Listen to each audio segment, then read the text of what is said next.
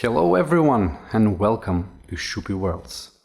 Today we're excited to actually focus on building our first world in the same sci-fi setting we've been developing in our previous videos. We now have our Anime Union aliens, so the next logical step is to actually put them in one of the many worlds that we'll be developing in this big universe. Up until this point, we developed the alien races with the inside-out method by creating one alien and expanding from him onwards. Today, we'll do the opposite, outside-in method, by creating an overall world map and then focusing slowly on separate points of that map. I don't want to squeeze all of that in one huge video, so we'll take this step by step. Today, we'll just show how my drawing process goes as always, and in future videos we may do some storytelling without any drawing, just smooth camera movement. Usually, here's the part where I should thank some sponsor, but since we don't have any, I will thank one particular grain for helping out in our world building process. Bulgur. Yup, this thing. It's not correct wheat, it's, well, bulgur. Used in West Asian cuisine, this tasty type of grain is perfect for world building. Yep, you can use rice or even beans if that's your preference, but we use bulgur. What you do is you actually pour some over your iPad like this. Or, if your iPad is too precious, you can do it on a sheet of paper. Then, you shape it with your hands in continent-like shapes that will give you those uneven rough edges that world maps have. Leave the bulgur grains that naturally fell off the sides as well. Those are great for little islands, and then just trace around your shape. Voila! You have your landmass. Okay, next up, area numbering. Some folks do these to create territories owned by nations, but our world is a rather dead one and nations are a thing of the past. Therefore, my numbers are just there as a reminder to me that I need to change up the style as I go into a new biome. So, initially I will mark up 4 of them, centralize the landmass a bit, put in some shadows and some borders as well. Also, I'll do a very basic water texture for the ocean. Another thing which is very useful is to create areas where you will draw your mountains. You can do circles or ellipses so that you have an idea where your mountains will be. Starting off with the mountains is very important because they will generally be the stepping stones that will enable further creation of surrounding areas. What I mean by this is that the mountains block wind. In our world, let's say wind comes from this side. Mountains will inevitably block the wind due to their size, and that will create a more moist environment from the side where the wind touches the mountain. On the other hand, the other side of the mountain is left dry since no wind comes, and on that side a desert may form. To simplify, if our wind is coming on the left side, then forests can form on that side, while deserts form on the right. Now, when we think about forests, we think of trees, and I want to have a very different looking forest, at least in one part of this world, so I'll just quickly sketch a tree and flip it upside down. I'll give it some strange colors so it does not have that typical green leaves. Once I have that, I create a single tree asset that I will duplicate and position around in the blue area. I'll do the same with the bluegrass. What many world builders do is that they save all assets separately so they can create more maps with mountains or grass assets that they have created before. You can use a free UI/UX software such as Figma to even neatly keep these assets in a document, and you can build whole worlds like that.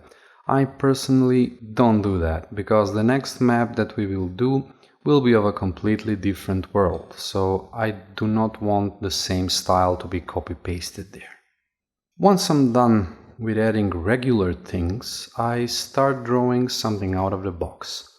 This spire, or gate, will be something that is as large as the mountains, so its scale immediately takes the attention of the viewer as something different and interesting.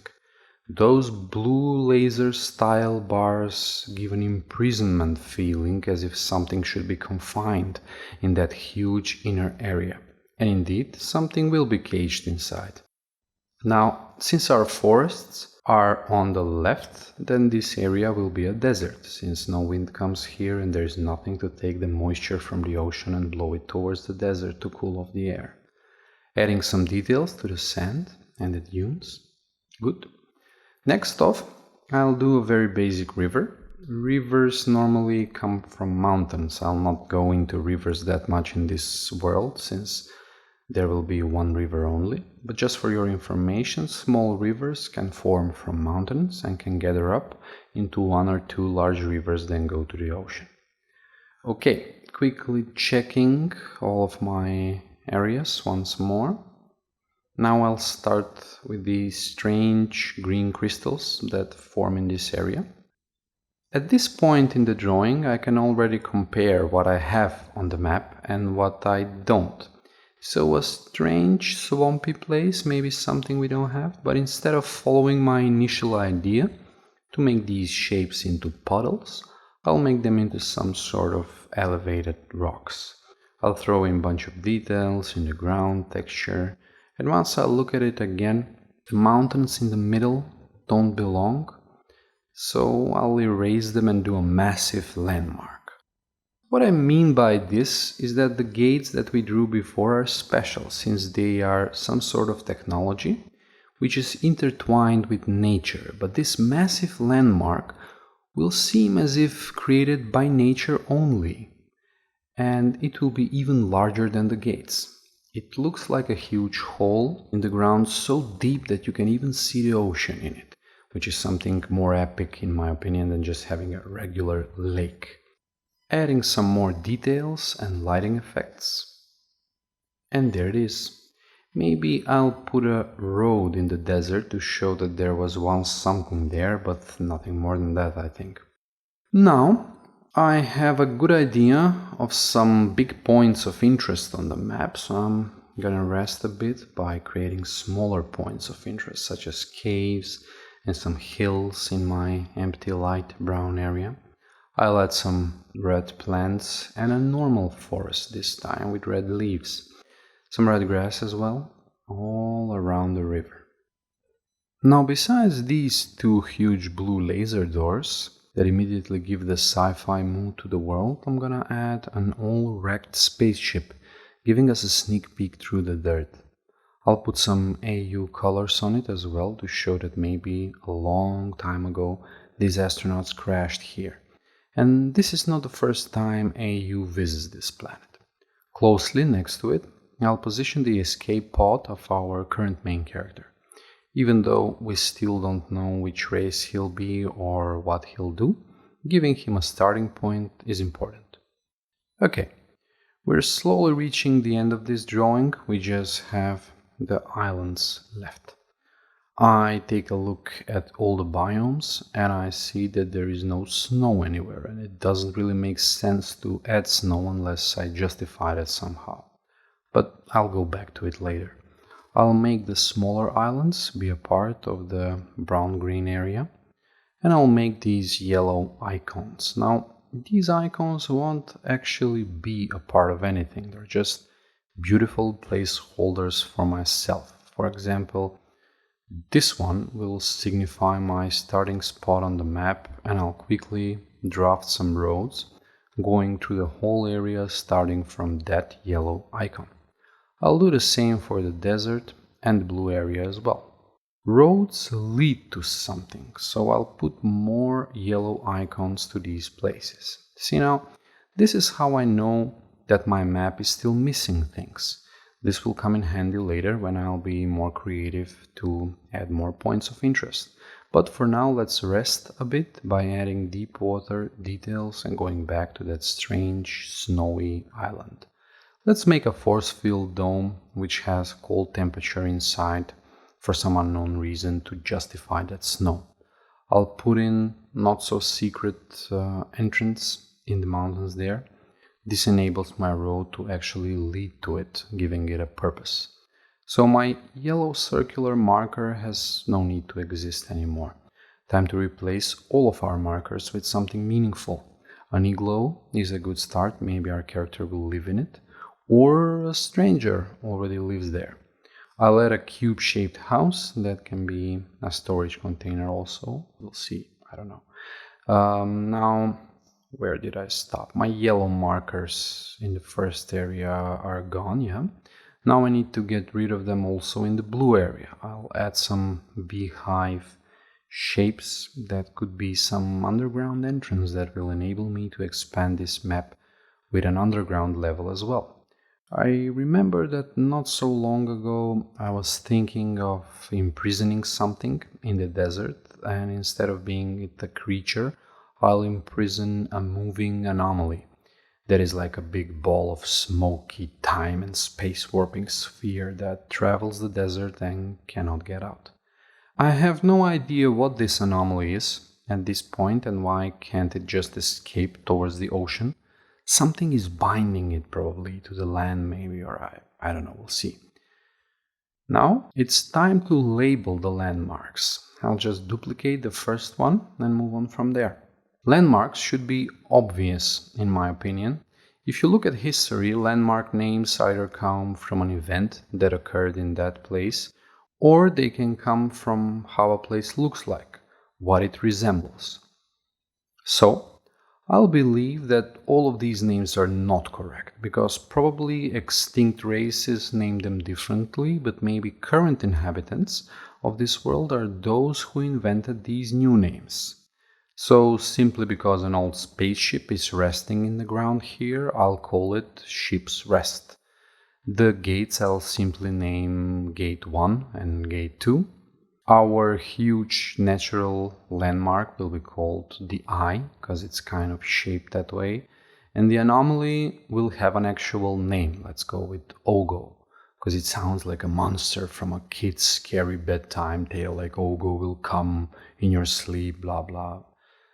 These red forests can go with red leaf, but with a slightly different spelling. Making a wrong spelling can go a long way.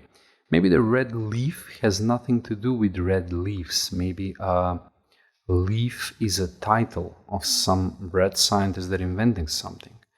Just leaving this as an opportunity instead of treating it as a spelling mistake. Then those beehives can be entrances to some underground home, so I'll go with my own language word for home, which is dom, and I'll put a really basic name like dom n1, meaning home entrance 1, and dom n2. And since this whole world planet will be a new home for our character, I'll use some Latin inspiration for new home, which is novus domus, and use my own language, which is nov dom, and I'll just shorten that into nodo, which would be a suitable name for this whole world. Okay, I see I still have some roads that need fixing. I see I have 2 more yellow markers left, and a road near Domain 1, which leads nowhere. Let's fix that. I'll deliberately now use something from our own world so that not everything is completely unrelatable. I'll add some black metallic pyramids and some details to this whole area. Some blue grass that I'll make darker. Then quickly make the pyramids touch the land and duplicate that everywhere. Great. Every map needs an old school compass and some grid that means nothing for now, but I'll just put it there also to make the map look more mappy. And there it is. We created our first world and we are ready to start inventing stories about every area alongside monsters and characters. As we said in the beginning, there will be no nations in this world and characters will be very scarce in number. The same goes with carnivore and herbivore animals, but we'll invent some to get things started. I hope you liked this map making process. I think there are many better artists that work in more organized ways with a complete draft, but since this is a freestyle session, I'm making things up as I draw, and I use 0 references so that it all comes out of my head raw. I focus on one thing, then rest a bit by doing another, then going back to the previous. Sometimes I take breaks more often.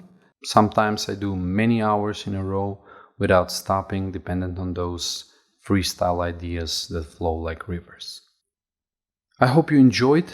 If you did, maybe consider liking this video or even subscribing to follow the development of this brand new world and see separate stories for each of these areas. At this moment, we are thinking of making a storytelling video because these are all notes and comments that I do while drawing. So creating a storytelling video about this map would be different kind of immersion, I think. So let's see how that goes. Tell us what you'd like to see in the comments and see you in the next video.